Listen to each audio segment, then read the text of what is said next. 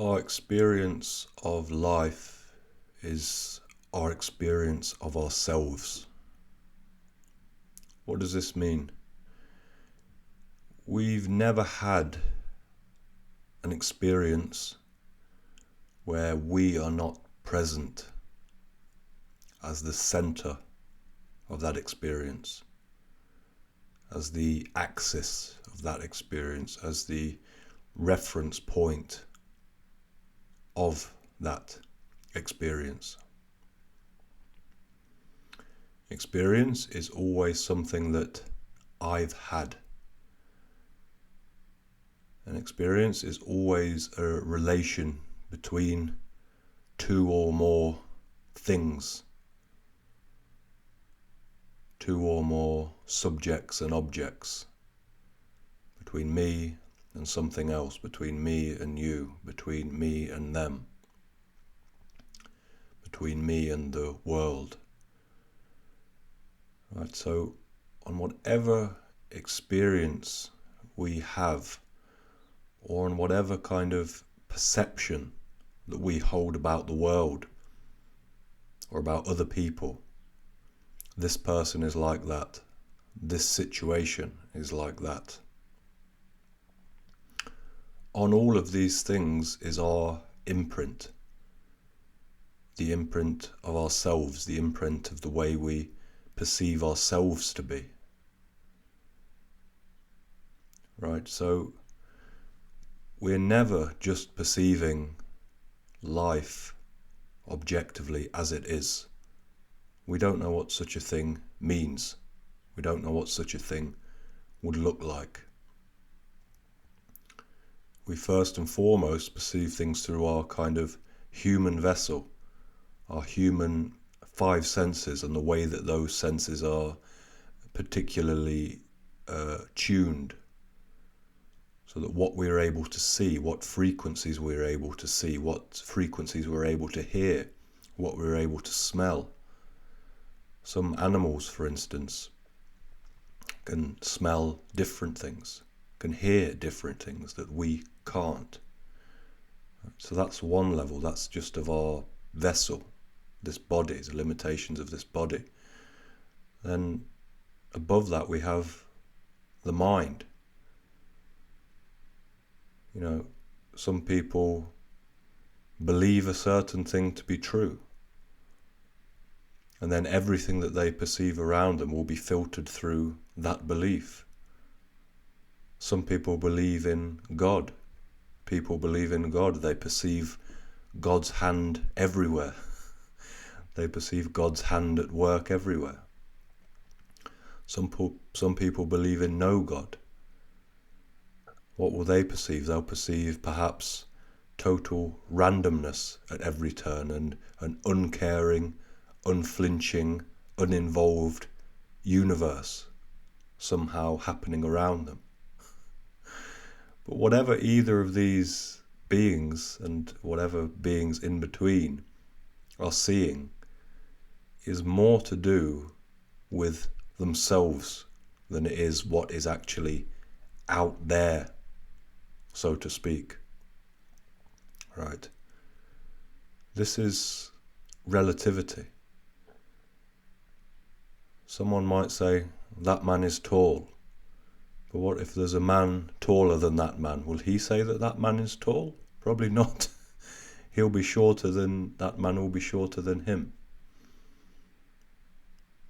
So these kind of scenarios tell us that, again, what we perceive is more deeply connected with who we are from the space that we are perceiving from. It tells us more about that than it tells us about what is actually in front of us.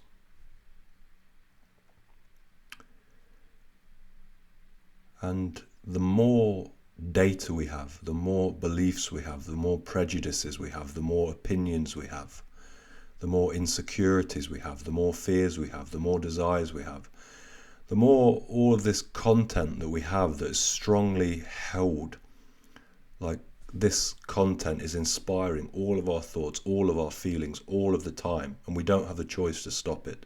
We don't have the choice to step out of it. the more of this kind of stuff that we have, the more distorted our view will be of this life, of what's in front of us. The more imbalanced will be our view of what's in front of us. If we want somebody to be a certain way, to fit in with our desire of what we want from somebody, of what we want from this somebody, we may ignore some very clear and obvious aspects about that person's character, about how they're manifesting themselves. And then later, we may see these things and we think, why didn't we see them before? Because we were too busy seeing what we wanted to see. And that's what we do. We see what we want to see. If we want to see a world with God in it, we see a world with God in it. If we want to see a world without God in it, we see a world without God in it. Beyond all of these ways of seeing is a seeing of how things really are.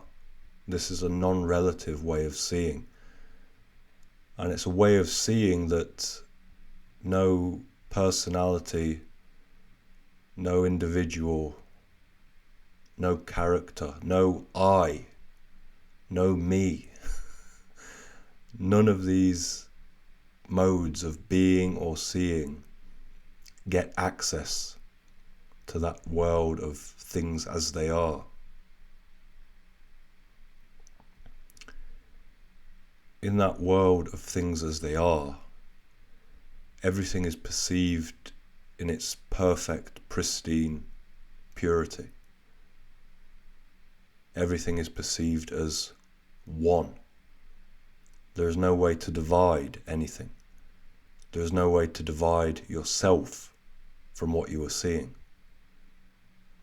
Then life becomes the undulation, the vibration of one presence, just unfolding effortlessly, meaninglessly within itself.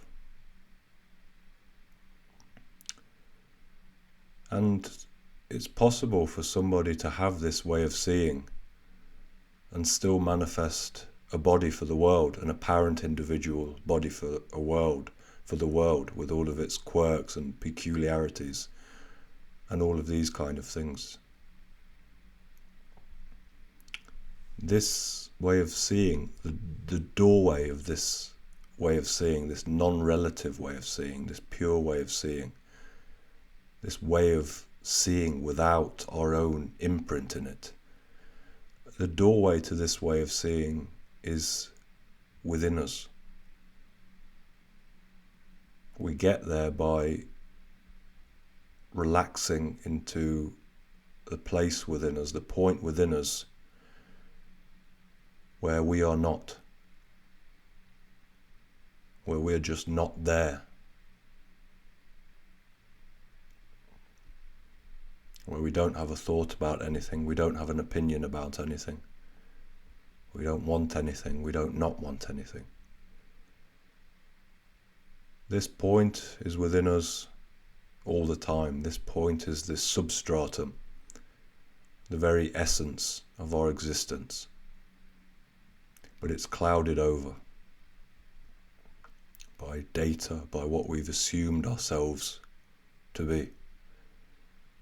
And as long as we find all of this data, all of this information, all of these clever thoughts, all of these intoxicating desires, all of these fears which can also be intoxicating and which can also be very sticky, the more interesting we find all of these things, the more meaningful we find all of these things to be, the further our essence will seem to be out of reach.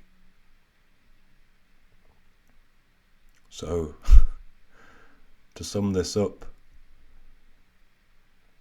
we live with ourselves, we live with this life perceived through our kind of strange, vertiginous glasses. We live this way until we get tired of living this way. Until this way of living starts to make us a little bit nauseous.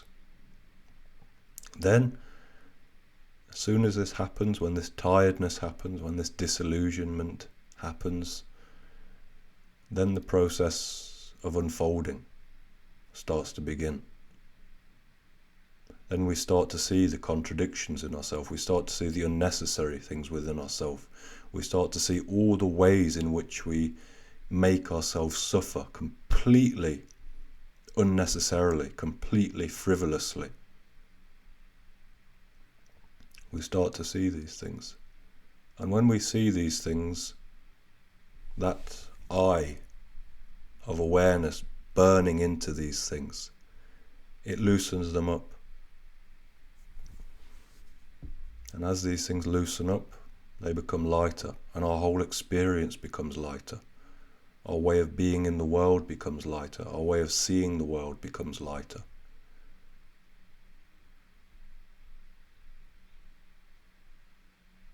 We begin to perceive in a more and more and more non-relative way, because that axis of our relativity, which is our personality, who we believe we are, alongside everything that we want and everything that we don't want, this axis starts to become lighter, starts to crumble.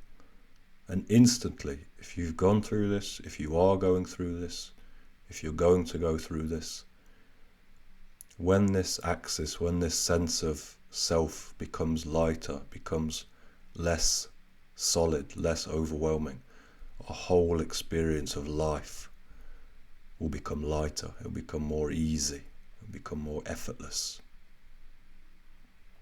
This will happen.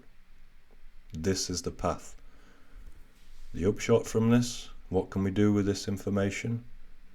Start perceiving how, in whatever we see, in whatever we think about whatever we see, in whatever we assume something is or somebody is, we should see our stamp on that, our presence on that, the presence of our desire on that, our desire for things to be a certain way, for things to appear a certain way.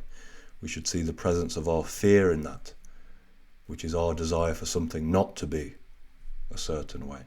All of these things we should see, and the seeing is where the liberation is. The seeing is where the loosening is. The seeing is where the knots start getting untied. If we don't see how we're binding ourselves, if we don't see how we're limiting ourselves, then we've got no chance of coming out of it. So the key is seeing. Don't just assume things are as they are. Know that as long as you are there, as long as you are affected by things, as long as you are suffering from things, then you're going to have your presence, your stamp, your reflection in absolutely everything that you see. So perceive that, question that, work with that, become aware of that, and then things will happen. Loosening will happen. So this is another drop of thinking, a drop of thoughts about this natural path. The path that occurs as and when reality, who we really are, decides, I'd like to awake to myself. I'd like to be myself in a more full, whole way.